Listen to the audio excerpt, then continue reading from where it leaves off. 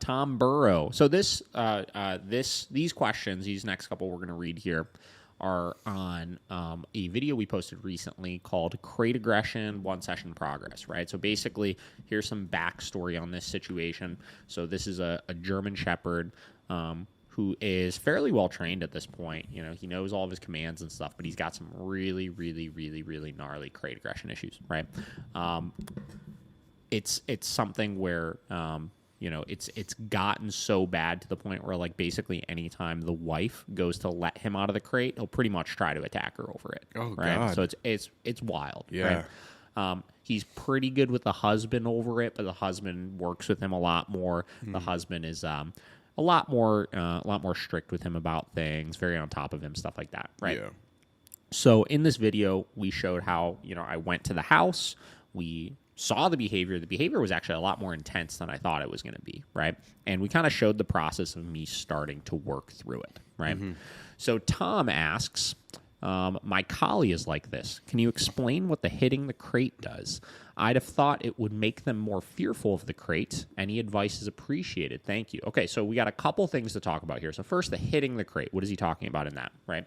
So when we put the dog into the crate, like, he lost his marbles, right? And we used a bonker to work with him, like, through these issues, right? And if you watch the video, you kind of see how we implemented it and everything. And we primarily used it as a correction for him not getting into the crate to de-escalate his arousal before going into it, right? Yeah. So why did we use the bonker? So when I first put him into it, I used the bonker and I bonked the top of the crate, right?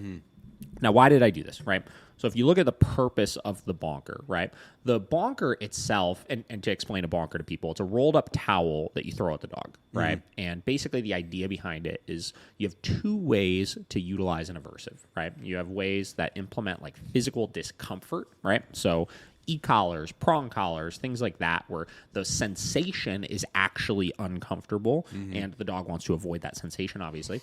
And then you have types of tools that essentially startle the dog, right? So bonkers, pet correctors, squirt bottles, things like that. They don't hurt, right? Like, nothing about any of those things is causing any sort of pain, but it's startling the behavior, right? So, and in a lot of cases with some dogs, we'll find tools like those. If these dogs have very kind of sensitive nervous systems and they startle easily, they could be 10 times more effective than something like a prong collar or an e-collar, whatever it may be, right?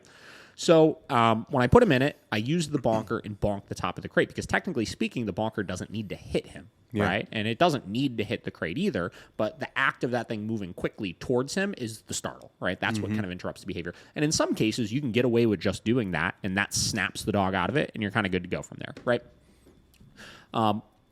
It did de-escalate his behavior a little bit when I did it, right? So it did interrupt him, and it at least took him down from, like, a level 11 to, like, maybe like a level 6 or something, so that I could kind of manage then getting him out of the crate and all that kind of stuff. It didn't ultimately solve the issue, though, right? So in a lot of cases, when you watch these full session videos that we post, sometimes we're experimenting with things because we got to figure out what does the dog care about, what's going to be the right recipe of things to work through these types of problems, right? So I think that was the only time that I did it in that video, and then I chose to just give that bonk outside of the crate before I got him into it to de-escalate that arousal and stop him from escalating so much once he got into it, which wound up being kind of the deal breaker, on top of implementing a down command before I let him out of the crate and then holding him accountable for that with the e-collar instead. That wound up being a little bit more effective of a combination of things. We got him to a place where we can get him in and out. We eliminated that reactivity, and we had a clear way we could start doing this. Now, does this solve the problem? That's the next question everybody always asks, right? Is it fixed? No, it's not fixed, right? A dog like this that has as intensive crate aggression issues as he has, you're never going to totally eliminate that. You know what I mean? Like, you could get it significantly more manageable. Like, we got it more manageable in this video, but it didn't go away, right? If I don't implement some of these techniques and I don't have a clear and concise way to hold him accountable for this stuff and don't do it consistently every single time, he'll quickly revert right back to what he was doing before.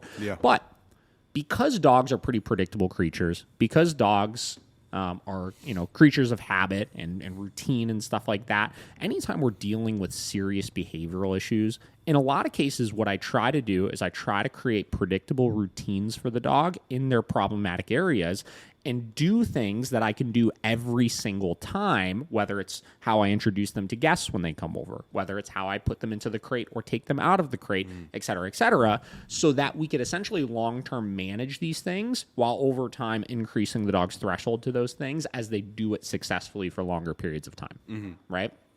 So this moves on to the second part of the question, which is I would have thought that would have made him more fearful of the crate, right? This is such a common misconception that we see, right? Yeah. We see this misconception that, well, it's like the idea with like the counter conditioning and stuff where the dog needs to like all these things, right? Yes, do we want the dog to have a better association with the crate? Of course, right? Am I going to make the dog more fearful of the crate? No, he's already scared of us, and it's not even the crate that he's scared of, right? He is scared of us approaching while he's in the crate, right?